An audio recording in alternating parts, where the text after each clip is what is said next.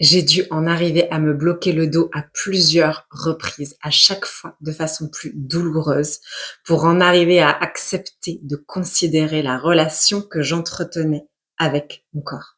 Ce véhicule qui me permet de me déplacer, de créer, de façonner, de me nourrir, d'expérimenter à travers le système de mes sens. Avant ces blocages physiques plus ou moins souffrants et brutaux, je dénigrais mon apparence et je négligeais mon corps. En réalité, je n'étais même pas connectée à lui. Il était là, je trouvais ça normal et j'abusais de ce qu'il avait pris l'habitude d'encaisser. Bonjour à toi, bienvenue dans Ose ta transformation, le podcast qui sème l'audace de suivre l'appel de sa transformation intérieure. Je suis Mylène, je suis guide en transformation. Mentor, médium, j'accompagne depuis 2018 les êtres qui ressentent l'appel d'un profond changement sans encore parvenir à l'enclencher dans la matière. Je crée des programmes qui provoquent tes déclics, tes révélations et tes activations énergétiques, depuis l'initiation jusqu'à la réalisation de ton être humain divin. Si tu cherches à sortir du conflit intérieur, du sabotage, du sacrifice et de la culpabilité, tu es ici au bon endroit. En t'ouvrant à plonger en toi et à te reconnaître intégralement, tu apprends à t'apaiser, à t'aimer, à te libérer pour retrouver la voie de ton autonomie. Et depuis cet espace, tu apprends à impulser les justes actions pour commencer à créer et à goûter à une réalité qui honore tes aspirations, ton inspiration, ta confiance et ta joie de vivre pour ton plus grand bénéfice. Aujourd'hui, je suis heureuse de te revenir pour te parler de notre relation à notre enveloppe corporelle. Ce corps que nous traitons parfois ou souvent comme une vulgaire machine, râlant lorsque nous tombons malades, lorsqu'elle s'arrête de fonctionner, lorsqu'elle nous fait défaut, ralentissant tout ce que nous avions prévu, projeté et planifié. Je ne sais pas si toi aussi tu entretiens ce type de relation à ton corps, mais cela a été mon cas durant de nombreuses années. En réalité, cela a radicalement changé il y a 12 ans. Enfin, cela a dû changer, car je me suis retrouvée sans avoir plus de choix que de sentir des zones de mon corps que j'avais jusque-là niées. Je n'ai pas eu d'autre option que d'écouter les associations qui se présentaient à mon esprit alors que j'étais contrainte de rester alitée, allongée durant presque 15 jours, nuit et jour, empêchée de me lever, contrainte dans l'immobilité, tant la douleur s'était imposée à moi. Mais avant de me retrouver à ce carrefour-là dans ma relation entre mon corps et moi, mon corps a subi un déni durant de nombreuses années, une ignorance de ma part qui frôlait la maltraitance. Quand je repense aux tournages auxquels je participais et durant lesquels j'avais pris l'habitude de porter des charges disproportionnées par rapport à mon gabarit, sans me soucier de prendre soin d'anticiper des potentielles répercussions, sans imaginer un jour pouvoir être bloqué, empêché de porter, de bouger, sans considérer que ces abus répétés envers mon corps allaient un jour entraîner de fâcheuses conséquences. Je n'imaginais pas qu'un jour, mon corps me passerait l'addition de tous les moments où j'ai pris comme acquis le fait de pouvoir charger sur mon dos, tirer sur mes lombaires, dépasser les limites de ma capacité musculaire. En somme, payer le prix des abus que je lui avais fait subir en considérant que cela était normal, que mon corps était là pour ça, qu'il servait à ça. Et que si j'en avais un, alors il devait bien servir, que ça devait être comme cela. C'est comme le genre de relation d'abus entre dominant et dominé, basée sur la croyance qu'une personne ayant toujours été présente, ayant toujours suivi notre vision, ayant toujours répondu positivement à nos demandes, à nos attentes, à nos exigences, à nos bons vouloirs, répondra toujours présente quel que soit ce qu'on lui demande, puisque cette personne a accepté ce contrat tacite au sein de la relation, dicté par la cession de son pouvoir à une personne qui en abuse, comptant sur le lien affectif de dépendance qui soutient la relation. Et toi, dis-moi, nourris-tu ce genre de lien ou trouves-tu cela injuste? Et pourquoi est-ce plus facile pour nous, humains, porteurs de certaines valeurs sociales, de considérer comme abusif ce type de domination d'un être humain à un autre, alors que par ailleurs, nous pouvons être capables de maltraiter un animal ou notre propre corps qui fait partie de nous? Si je prends ces exemples, c'est pour nous arrêter de nier que nous sommes des êtres remplis de contradictions.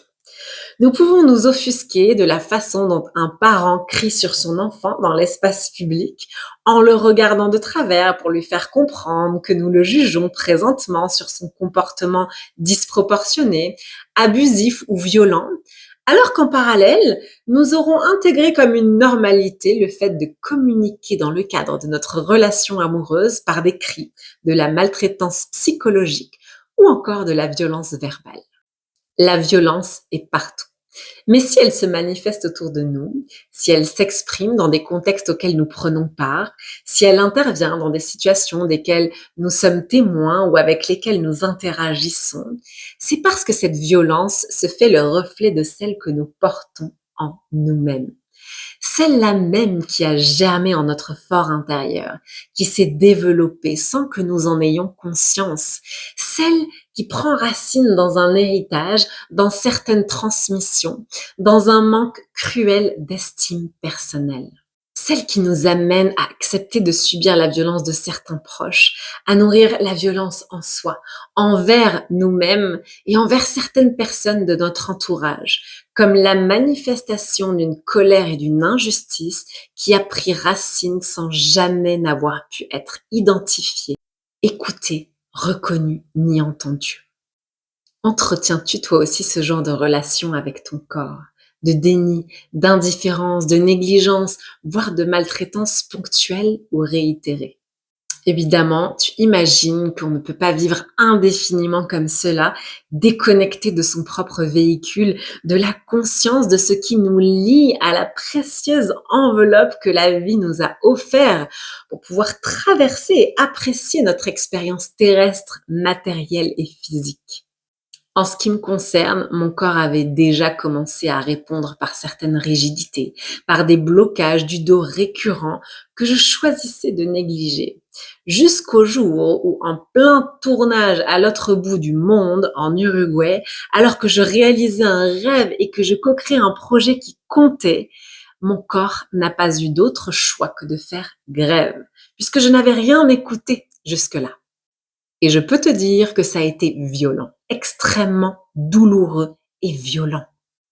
À la mesure de la violence que j'avais infligée à mon corps, sans qu'il puisse crier à l'injustice à chaque fois que je lui faisais subir inconsciemment la charge de ce que j'avais décidé d'endosser, niant mes propres limites.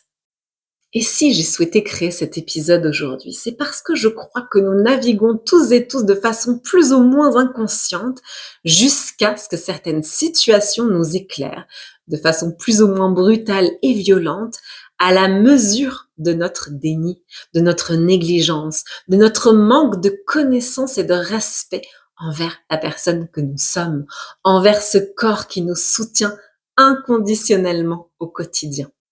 Selon les contextes, nous attendons souvent de nous trouver dans l'impasse pour envisager de prendre un autre type de décision, contraints par le caractère inconfortable de l'expérience qui s'impose à nous. Mais pour avoir vécu et subi de façon réitérée pendant de nombreuses années, je me suis souvent demandé après coup, paralysée, obligée à rester calme et à me poser, pourquoi n'ai-je pas écouté les premiers signaux qui s'étaient présentés à moi au fil du temps? Pourquoi avais-je attendu d'en arriver à ce stade pour réfléchir autrement, pour envisager des alternatives à certaines décisions, pour considérer ce qui a toujours été là comme un don ou une capacité précieuse desquelles je suis la gardienne et dont j'ai tout intérêt à prendre soin si je veux vivre plus sereinement dans le respect de qui je suis, pour pouvoir créer et œuvrer avec aisance en tenant la distance. Et toi, où en es-tu de ta relation à ton corps, à l'écoute de ces messages qui s'invitent à toi comme une sage guidance soutenant ton chemin d'évolution? Je souhaite de tout mon cœur que ce nouvel épisode pourra inspirer tes réflexions et soutenir ton analyse de ce qu'il en est pour toi actuellement. J'espère que tu pourras apprendre à tendre l'oreille, à ouvrir tes écoutilles, à écouter la voix de ce précieux allié qui nous porte, nous contient, nous soutient et nous permet de réaliser tout ce que nous nous proposons d'entreprendre et de créer.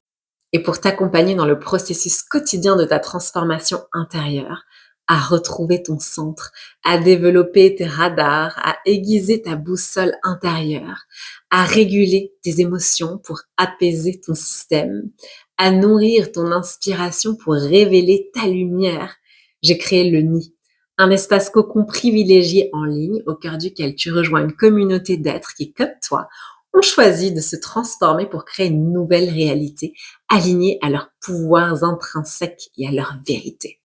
Tu y accèdes sur abonnement mensuel qui t'ouvre les portes du cercle d'échange privé où je transmets chaque semaine de précieuses ressources. Et pour les membres du nid, je réalise 4 lives mensuels pour transmettre les canalisations, les transmissions thématiques et des clés d'activation. De quoi nourrir ton processus en te sentant soutenu et inspiré au quotidien. Alors si tu ressens l'appel, je t'invite à consulter mon site internet pour rejoindre notre communauté privilégiée. Je te souhaite une divine semaine et je te dis à dans 15 jours pour un nouvel épisode. Et en patientant, prends bien soin de toi et de ton corps.